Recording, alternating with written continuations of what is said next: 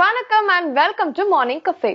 Tashika, music அப்படிங்கிற விஷயம் எல்லா இடத்துலயும் இருக்கு. ஒரு நல்ல காரியம் எடுத்துக்கிட்டாலும் சரி, ஒரு கெட்ட விஷயமா எடுத்துக்கிட்டாலும் சரி, இங்கன்னா மியூசிக் தான். ஸோ மியூசிக் அப்படிங்கிறது நம்ம வாழ்க்கையில ஒன்று கூடி இருக்கு அப்படின்னே சொல்லலாம் இல்லையா? கண்டிப்பா. மியூசிக்ன்றது டே டு டே லைஃப்ல நம்ம காலையில எழுந்ததுல இருந்து நைட்டு தூங்குற வரைக்கும் அட்லீஸ்ட் ஒரு வாட்டியாவது யாராவது ஒரு மியூசிக் கண்டிப்பா கேட்டிருப்பாங்க. ஸோ மியூசிக் எல்லாரோட லைஃப்ல ஃபர்ஸ்ட்ல இருந்து அப்ப இருக்க ஜென்ரேஷன்ல இருந்து இப்ப இருக்க ஜென்ரேஷன் வரைக்குமே மியூசிக் அப்படின்றது ஒரு பார்ட்டாவே இருக்கு. ஸோ இன்னைக்கும் நம்மளோட பாடகி சுசித்ரா என்ன பாடல் பாட போறாங்க, என்ன ராகத்துல பாடுறாங்க அப்படின்றத வாங்க பார்க்கலாம். ராகம் 16, பாடல் பல நூறு.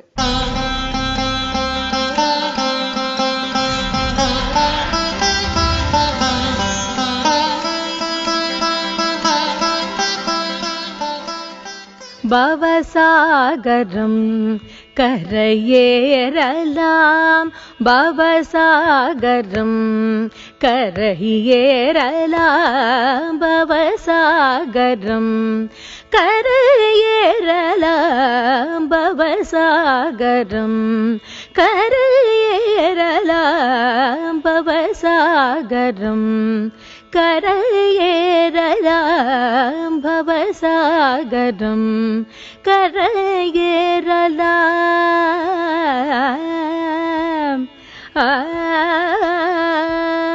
தவமே செய்யும் புலியூரின் ஈசன், தவமே செய்யும் புலியூரின் ஈசன், பவசாகரம் கரையேறலாம்.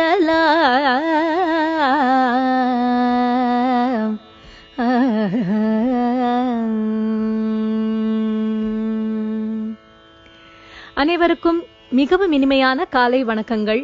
சண்முகப்பிரியா ராகத்தை பத்தி இந்த 3 நாளா நம்ம பார்த்துட்டு வந்துட்டு இருக்கோம். எவ்வளவு அழகான கம்போசிஷன்ஸ் எல்லாம் இந்த ராகத்துல இருக்கு அப்படின்னு பார்த்துட்டு வந்தோம். இப்ப பாடின இந்த கீர்த்தனை கோபாலகிருஷ்ண பாரதியாருடைய கீர்த்தனை. அதாவது சிவபெருமான சரணாகதி அடைஞ்சாச்சு.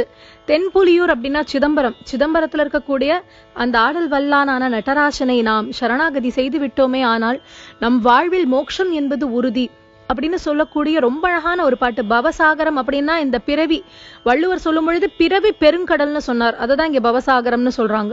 இந்த பவசாகரமானதை கரை ஏற முடியும்னா எப்படின்னா, தென்புலியூரில் இருக்கக்கூடிய அந்த ஈசனின் பாதார விந்தத்தை நாம் சரணாகதி செய்தோமே ஆனால் நம்மால் முடியும் அப்படின்னு சொல்லக்கூடிய ரொம்ப அழகான கீர்த்தனை சண்முகப்பிரியால அமைஞ்சிருக்கு. சண்முகப்பிரியன் யாரு அப்படின்னு பார்த்தா சிவபெருமான் இல்லையா? அப்பாவை ரொம்ப பிடிக்கும். அதனால சிவபெருமான் சம்பந்தப்பட்ட கீர்த்தனைகளும் நிறைய இந்த சண்முகப்பிரியா ராகத்துல பாடலாம். இந்த ராகத்துல சினிமா கம்போசிஷன்ஸ் அப்படின்னு பார்க்கும் பொழுது எக்கச்சக்கம். நெஞ்சில் குடியிருக்கும் அன்பருக்கு நான் இருக்கும், நிலைமை என்னவென்று தெரியுமா, நிலைமை என்னவென்று தெரியுமா, நினைவை புரிந்து கொள்ள முடியுமா, என் நினைவை புரிந்து கொள்ள முடியுமா, கண்ணில் குடியிருக்கும் காதலிக்க நான் இருக்கும், கண்ணில் குடியிருக்கும் காதலிக்க நான் இருக்கும், கவனம் என்னவென்று தெரியுமா, கருத்தை புரிந்து கொள்ள முடியுமா, என் கருத்தை புரிந்து கொள்ள முடியுமா. ரொம்ப அழகான ஒரு ரொமான்டிக் நம்பர் இந்த சண்முகப்பிரியா ராகத்துல. ரொம்ப பியூட்டிஃபுல்லா அந்த ஜாருவா இருக்கக்கூடிய சங்கதிகள் எல்லாம் அதுல பார்க்க முடியும். அந்த ரவ சங்கதி தான் அந்த பாட்டோட ஸ்பெஷாலிட்டி. நிலைமை என்னவென்று தெரியுமா அப்படி பாடியிருப்பாங்க. ஸோ அவ்வளவு அழகான கம்போசிஷன். ரவ சங்கதி, சின்ன சின்ன சங்கதிகள் ரொம்ப பியூட்டிஃபுல்லா இருக்கக்கூடியது. ரவை எப்படி இருக்கும், நம்ம கையில எடுத்தா அப்படியே உருண்டு வரும் இல்லையா? அது போல வரக்கூடிய சங்கதிகளுக்கு ரவ சங்கதி அப்படின்னு சொல்றது உண்டு. அதே போல ராஜா சார் வந்தாச்சுன்னா எவ்வளவோ பாட்டு, அழகழகான பாடல்கள் நம்ம எதிர்பார்க்கவே முடியாது. இவ்வளவு பக்தியான ராகத்துல இந்த மாதிரி ஒரு கம்போசிஷன் பண்ண முடியுமா அப்படின்னு நினைக்கிற அளவுக்கு ஏகப்பட்ட கம்போசிஷன். அதுல ஒன் ஆஃப் த கம்போசிஷன்ஸ், ஊரு விட்டு ஊரு வந்து காதல் கீதல் பண்ணாதீங்க, பேரு கெட்டு போனதுன்னா நம்ம பொழப்பு என்னாகுங்க, விட்டுடு தம்பி இது வேணா தம்பி, எத்தனை பேரு வீடு உங்களை நம்பி, ஊரு விட்டு ஊரு வந்து அப்படிங்கிறச்ச கீழே ஒரு கார்டு வரும். இந்த சண்முகப்பிரியால இவ்வளவு அழகா பண்ண முடியுமா? அதோட சரணம் இன்னும் பியூட்டிஃபுல். அண்ணாச்சி என்ன எப்போதும் நீங்க தப்பாக எண்ண வேணாம் தரரரர பொன்னால கேட்டு போவேனோ என்று ஆராய்ச்சி பண்ண வேணாம் தரரரர ஊருல உலகத்துல எங்க கதை போலேது நடக்கலையா வீட்டையும் மறந்து விட்டு வேற ஒரு நாட்டுக்கு ஓடலையா மன்மத லீலையை வென்றவர் உண்டோ தாரரரரரரரரரரரா காதல் ஈடேற பாடு கூட ஊரு விட்டு ஊரு வந்து இந்த பாட்டு. அதே போல காதல் கசக்குதையா அந்த பாட்டும் இந்த சண்முக பிரியா ராகத்துல. இன்னும் ரொம்ப அழகான சாங், தேவேந்திரன் சாரோட கம்போசிஷன். இது நிறைய பேர் இளையராஜா சாரோடதுன்னு நினைக்கிறோம்.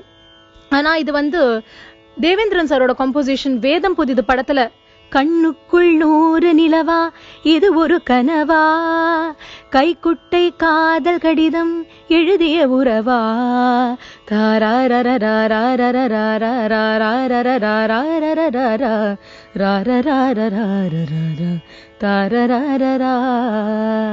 அந்த சண்முக பிரியா ரொம்ப ரொம்ப அழகா இந்த பாட்டுலயும் இருக்கும்.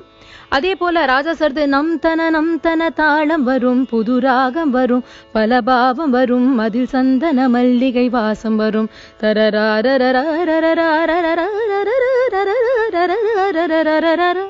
அப்படின்னு அந்த சண்முக பிரியால இருக்கக்கூடிய அழகான பிடிகள், கம்பித்த பிடிகள், ரவ சங்கதிகள் எல்லாம் வரக்கூடிய ஒரு பியூட்டிஃபுல் காம்போசிஷன் இன்னும் நிறைய இருக்கு. வரும் பகுதியில பார்க்கலாம். அதுவரை உங்களிடமிருந்து விடைபெறுவது சுசித்ரா. நன்றி, வணக்கம். ஸ்வாதிஷா, அதாவது பாத்தீங்கன்னா இப்ப நார்மலா ஃபேமிலி டாக்டர்ஸ் எல்லா வீட்டுக்குமே இருப்பாங்க. இப்ப நம்ம ஒரு டாக்டர் கிட்ட போயிட்டோம்னா அவர்கிட்ட நம்மளுக்கு உடம்பு சரியாயிருச்சுன்னா அவர் ஒரு லக்கி சாமாவே நம்ம எடுத்துப்போம். சோ அதே மாதிரி இப்ப இருக்க கரண்ட் லைஃப் ஸ்டைல்ல நமக்கு பாத்தீங்கன்னா ஃபேமிலி அஸ்ட்ராலஜர்ஸ் கூட இருக்காங்க. கேள்விப்பட்டிருக்கேன் அதை பத்தி? எஸ், இதை பத்தி நான் கேள்விப்பட்டிருக்கேன். அண்ட் இதை பத்தி ஒரு பிரிட்டிஷ் ஃபேமஸ் பினான்சியர் என்ன சொல்லியிருக்காருன்னு பாத்தீங்கன்னா, எல்லா பணக்காரங்களுக்குமே ஃபேமிலி அஸ்ட்ராலஜர் அப்படிங்கிற ஒருத்தவங்க இருப்பாங்க அப்படின்னு சொல்லியிருக்காரு. சோ இன்னைக்கும் நம்மளோட doctor lion K Ram astro 360ல என்ன சொல்றாரு அப்படின்றத வாங்க பார்க்கலாம்.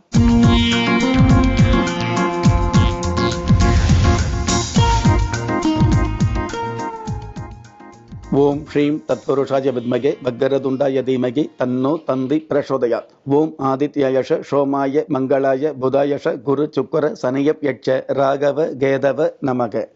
புது யுகம் நேயர்களுக்கு ராஜயோக அன்பு வணக்கம். உலக மக்கள் அனைவருக்குமே நாளொரு மேனியும் பொழுதொரு வண்ணமும் நன்மைகளும் மேன்மைகளும் உண்மையாக கிடைக்க வேண்டிய பிரார்த்தனையோடு உங்கள் ராஜயோகம் டாக்டர் கே ராம்.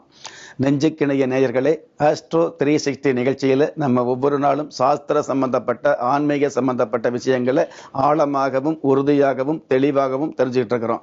அந்த வகையில் லக்னம் அப்படிங்கிற அந்த ஜாதக கட்டத்தில் லக்னத்திலிருந்து எண்ணி வரக்கூடிய 10ஆம் இடத்தை வரைக்கும், அதாவது லக்னத்தில் முதல், அதாவது லக்னம் 2ஆம் இடம், 3ஆம் இடம், 4ஆம் இடம், 5ஆம் இடம், 6ஆம் இடம், 7, 8, 9, 10ஆம் இடம் என்று சொல்லக்கூடிய ஜீவனஸ்தானத்தை வரைக்கும் உள்ள ஒரு பலாபலன்களை அந்த மாதிரியான கட்டங்களை வச்சு, அந்த மாதிரியான பாவங்களை வச்சு, அந்த மாதிரியான ஸ்தானங்களை வச்சு எந்த மாதிரியான விஷயங்களை ஒரு மனுஷாளுக்கு நம்ம தெரிஞ்சுக்க முடியும் அப்படிங்கிற விஷயத்தை நாம ஓரளவு கடந்த நிகழ்ச்சியில தெரிஞ்சுக்கிட்டு இருந்தோம். இன்னைக்கு நம்ம பார்க்க போறது, அதாவது லக்னத்திலிருந்து எண்ணி வரக்கூடிய 11ஆம் இடம்.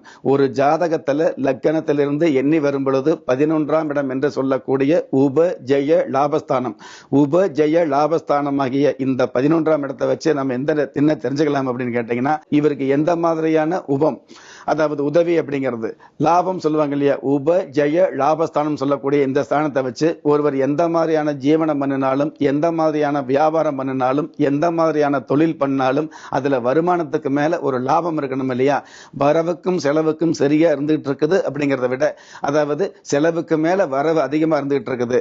உங்களுடைய உழைப்புக்கு தகுந்த மதிப்பு எப்ப கிடைக்கும்னா, சேமிப்புன்னு ஒண்ணு இருக்கும் பொழுதுதான். அந்த சேமிப்பு ஆகுமா, சேமிப்பு ஆகக்கூடிய அளவுக்கு லாபம் இருக்குமா அப்படிங்கிறது. எந்த ஒரு குடும்பத்துல, எந்த ஒரு குடும்பஸ்தருக்கு, எந்த ஒரு மனுஷாளுக்கு, எந்த ஒரு மனுஷிக்கு லாபம் அப்படின்னு சேருதோ அந்த குடும்பத்துல க்ஷேமம் நிச்சயமா சேரும்.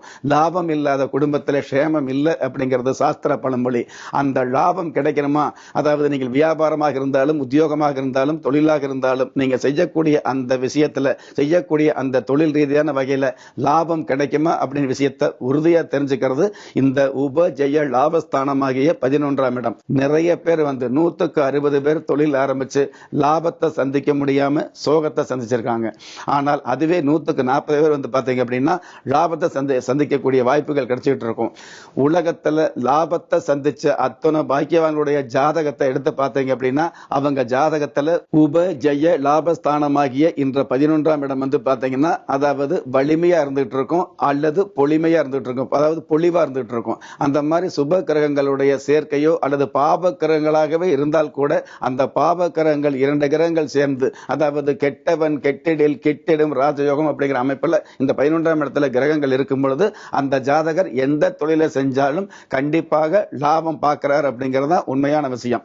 அப்ப அந்த லாபம் கிடைக்குமா, அந்த தொழிலுக்கு உபகரணமான தேவைப்படக்கூடிய சில விஷயங்கள் உதவியாக கிடைக்குமா, அது அரசு உதவியாக இருக்கலாம், அடுத்தவங்க உதவியா இருக்கலாம், அயல் நாட்டு உதவியாகவே இருக்கலாம். அந்த உதவி கிடைக்குமா அப்படிங்கறதான். கிடைச்ச உதவியை வச்சு அதுக்கு தகுந்த பதவி உலக அரங்கில முகவரி தெரியாத இடத்துக்கு போனால் கூட உங்களுக்கு முதல் மரியாதை கிடைக்குமா அப்படிங்கிற விஷயத்தை கூட இந்த உப ஜெய லாபஸ்தானமாகிய 11ஆம் இடத்தை வச்சு நிச்சயமாகவே தெரிஞ்சுக்க முடியும். அந்த மாதிரி கிடைக்கக்கூடிய அந்த லாபங்கள் உங்களுக்கு சேமமா இருக்கணும் அப்படின்னா நேர் வழியாக, அதாவது எதையோ ஒண்ணு சொன்னோம் ஏதோ ஒண்ணு பண்ணணும் அப்படிங்கிற மட்டும் இல்லாமல் ஏதாவது ஒரு வகையில சமூகத்துக்கோ குடும்பத்துக்கோ நாட்டுக்கோ நல்லது பண்ணக்கூடிய தர்ம ரீதியாக அந்த லாபம் அமையுமா அப்படிங்கிற விஷயத்தை கூட இந்த உபஜெய லாபஸ்தானம் என்று சொல்லக்கூடிய 11ஆம் இடத்தை வச்சு நிச்சயமாகவே தெரிஞ்சுக்க முடியும். இன்னைக்கு உலகத்துல ஜெயிச்சவங்க அல்லது பணம் சம்பாரிச்ச நிறைய பேர் பாத்தீங்கன்னா தன்னுடைய திறமை தன்னுடைய உழைப்புல சம்பாரிச்சாங்கன்னு சொல்லுவாங்க. அது உண்மையான விஷயம்தான். என்னதான் உண்மை இருந்தாலும் அடிப்படை உண்மையை எடுத்து பார்த்தோம் அப்படின்னா கண்டிப்பாக அவருடைய ஜாதகத்துல உப ஜெய லாபஸ்தானமாகிய 11ஆம் இடத்துல லாபம் கிடைக்கக்கூடிய அமைப்பு இருந்தால்தான் தொழில் அப்படிங்கிற ரீதியில அல்லது வியாபாரம் அப்படிங்கிற ரீதியில சிறப்பு அப்படிங்கிற அமைப்பை நீங்கள் தொட்டு பார்க்க முடியும். ஒரு தொழில் ஆரம்பிக்கும் பொழுது உங்களுக்கு எவ்வளவோ அச்சம் இருந்தால் கூட அதே தொழிலில் உச்சத்தை தொடணும். உச்சத்தை தொடக்கூடிய அந்த லாபத்தை சந்திக்கணும் அப்படின்னா கண்டிப்பாக உங்களுடைய ஜாதகத்துல லக்கணத்திலிருந்து எண்ணி வரக்கூடிய 11ஆம் இடமாகிய உப ஜெய லாபஸ்தானம் சிறப்பா இருந்துட்டு இருக்கணும். அப்போ எந்த ஒரு ஜாதகமாக இருந்தாலும் அந்த ஜாதகத்துல லக்கணத்திலிருந்து எண்ணி வரக்கூடிய 11ஆம் இடம் என்று சொல்லக்கூடிய உப ஜெய லாபஸ்தானத்தை வச்சு அவருக்கு கிடைக்கக்கூடிய உதவி பதவி லாபம் சம்பந்தப்பட்ட விஷயங்களை நிச்சயமாக தெரிஞ்சுக்க முடியும் அப்படிங்கிற விஷயத்தை இந்த நிகழ்ச்சியில உறுதியோடும் தெளிவோடும் பகிர்ந்துக்க கடமைப்பட்டிருக்கிறேன். எது எப்படி இருந்தாலும் ஒண்ணுக்குமே ஆகாதவங்க கூட முன்னுக்கு வர்றாங்க அப்படிங்கிற விஷயத்தையும் இந்த நிகழ்ச்சியில பதிவு செய்து, திறமை இருந்தும் வறுமையில் உள்ளவங்க, விதியை நொந்து விரக்தியில் இருக்கிறவங்க, முயற்சி செய்தும் முன்னேற்றம் கிடைக்காதவங்க, கலஸ்தரம் அமையாம கவலைப்படுறவங்க, தாய்மை அடையாம தவிச்சு நிக்கிறவங்க, நவரத்தனம் போட்டும் நன்மை அடையாதவங்க, பெயர் மாற்றம் செய்தும் பிரயோஜனம் இல்லாதவங்க, எந்திரத்தை நம்பி மந்திரத்தை சொல்லியும் மாற்றம் கிடைக்காதவங்க, எண் கணிதத்தை நம்பி எழுத்த மாத்தியும் ஏற்றம் கிடைக்காதவங்க, வாஸ்துவ நம்பி வாசல மாத்தியும் வளம் காணாதவங்க, கோமத்தை வளர்த்தி யாகத்தை செஞ்சும் யோகத்தை காணாதவங்க, திரும்பிய பக்கமெல்லாம் திண்டாட்டங்களையே சந்திச்ச உங்களை யாரு கைவிட்டாலும் ஆன்மீகம் கைவிடாது. எனது 30 வருட ஆன்மீக ஆராய்ச்சியில் நான் உணர்ந்த நியாயமான ஆன்மீகத்தை பணிவோடும் துணிவோடும் பதிவு செய்து நிகழ்ச்சியை பார்த்து கொண்டிருக்கும் பாக்கியவான்களாகிய உங்களுக்கு உங்களுடைய குலதெய்வ ஆசையும் நவகிரக அனுகிரகமும் பஞ்சபூத பாக்கியமும் கிடைப்பதோடு அனைத்து மத கடவுள்களின் ஆசீர்வாதத்தால் ஈரேல் உலகத்தில் உள்ள எல்லா சக்திகளின் ஒட்டுமொத்த ஆசீர்வாதங்களும் அனுகிரகங்களும் உலக மக்கள் அனைவருக்குமே கிடைக்க வேண்டிய பிரார்த்தனையோடும் வாழ்த்துக்களோடும் உங்கள் ராஜயோகம் டாக்டர் கே ராம். ரஷிகா, எந்த ஒரு டயட் பிளானா இருந்தாலும் ட்ரையல் அண்ட் எரர் மெத்தட் தான் அப்படின்னு நிறைய டயட்டிஷியன் கிட்ட நான் போகும்போது சொல்லியிருக்காங்க. ஏன்னா எந்த ஃபுட்டு நமக்கு சூட் ஆகும் ஆகாதுன்னு நம்ம சாப்பிடும் போது தான் நமக்கு தெரியும் எந்த டயட் கரெக்டா நம்மளுக்கு சூட் ஆகுது அப்படின்னு. ஸோ ஹெல்த்தியா சாப்பிட்டா நம்ம லைஃபே பாத்தீங்கன்னா ரொம்பவே ஹெல்த்தியா இருக்க போகுது. ஸோ அதுக்கு நம்ம பார்த்து ஒவ்வொரு ஃபுட்டையுமே நம்ம சாப்பிடணும். இருக்கிறது எல்லாத்தையுமே கிடைக்குது அப்படின்றதுக்காக எல்லாத்தையுமே சாப்பிடக்கூடாது. ப்ராப்பர் டயட் பிளான் பண்ணணும், ப்ராப்பர் ஒர்க் அவுட் இருக்கணும் நம்ம ஹெல்த்தியா மெயின்டைன் பண்றதுக்கு. ஸோ இன்னைக்கு நம்மளோட மூலிகை மருத்துவர் தங்கதுரை என்ன செஞ்சு காமிக்க போறாரு அப்படின்றத வாங்க பார்க்கலாம். அறிவோம் ஆரோக்கியம்.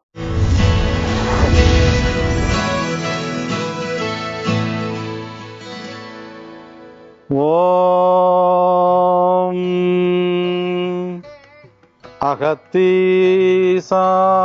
நமः. நேயர்கள் அனைவருக்கும் அன்பான காலை வணக்கம். நாம் அன்றாடம் சமையலிலே பயன்படுத்தக்கூடிய கொத்தமல்லி விதை, ஒரு சில பகுதிகளிலே தனியா என்று அழைக்கப்படுகிறது. அதனுடைய பொதுவான மருத்துவ குணம் என்ன? அதீத உடல் வெப்பத்தை தணிக்கக்கூடியதாகவும் அந்த வெப்பத்தின் விளைவாக வரக்கூடிய நாக்கு, தொண்டை வறட்சி, மிகுந்த தாகம், ஆயாசம், களைப்பு, மயக்கம் இவற்றையெல்லாம் தடுக்கக்கூடிய ஒரு மூலிகை பொருளாகவும் பயன்படுகிறது. கர்ப்பகாலத்திலே 7வது மாதத்திலிருந்து கர்ப்பிணிகள் இந்த கொத்தமல்லி கஷாயத்தை நாள்தோறும் தொடர்ந்து சாப்பிடக்கூடிய நேரத்திலே பனிக்குட நீர் குறையாமலும் அந்த பிரசவமானது மிக எளிமையாக சுகப்பிரசவமாக நடைபெற செய்ய இந்த கஷாயம் உதவும். இது பேறுகால மருந்து என நமது முன்னோர்கள் அனுபவத்திலே சொல்லி சென்றார்கள். அப்படிப்பட்ட ஒரு கஷாயம் செய்யக்கூடிய முறையை பற்றி தற்போது நாம் தெரிந்து கொள்வோம். இதற்கு தேவையான மூலப்பொருள்கள்: முதலில் அடுப்பை பற்ற வைத்து நீர்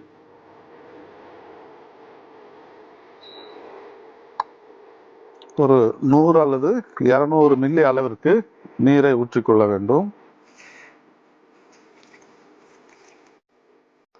அடுத்ததாக அதில் மல்லி,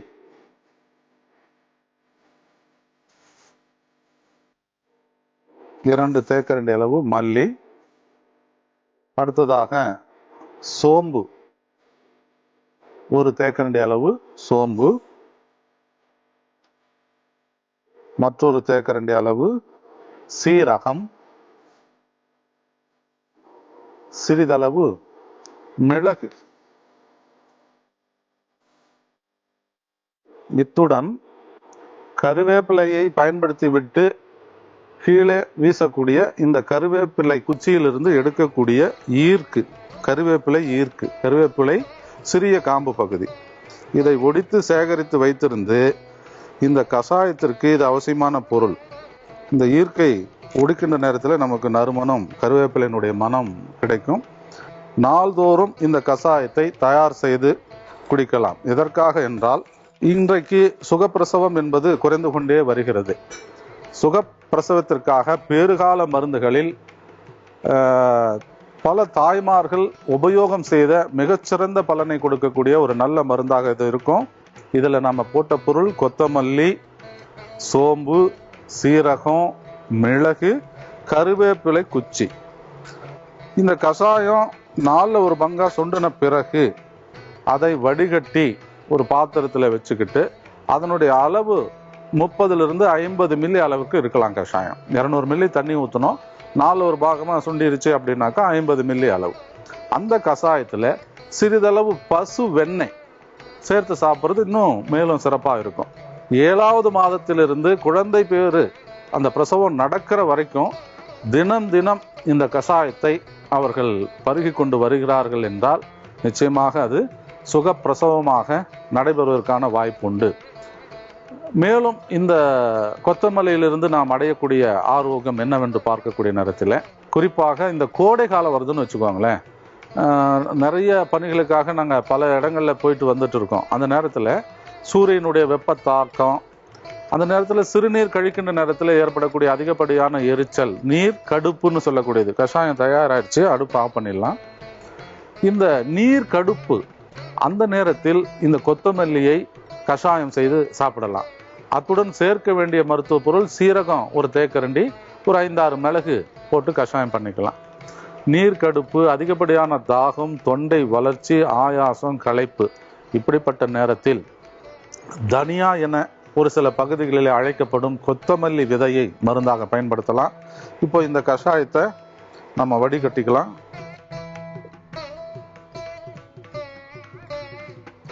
சுகப்பிரசவத்திற்கான கஷாயம் குறிப்பாக 7வது மாதத்திலிருந்து குழந்தை பிறக்கக்கூடிய அந்த காலம் வரைக்கும் கருவுற்ற தாய்மார்கள் தொடர்ந்து இந்த கஷாயத்தை அவர்கள் பயன்படுத்தலாம். பேறுகால மருந்து அப்படின்னு சொல்லக்கூடிய இந்த கஷாயம் தயாராகிடுச்சு. சாதாரணமாக சமையலில் பயன்படுத்தக்கூடிய கொத்தமல்லி விதையிலிருந்து நாம் அடையக்கூடிய ஆரோக்கியங்கள் நிறைய இருக்கு. அதுல மறந்து போன ஒரு மருத்துவ குறிப்பை தான் இந்த நிகழ்ச்சியின் மூலம் நாம் ஞாபகத்துக்கு கொண்டு வந்திருக்கோம். ஒவ்வொருவரும் நல்ல ஆரோக்கியம் பெறுவோம்.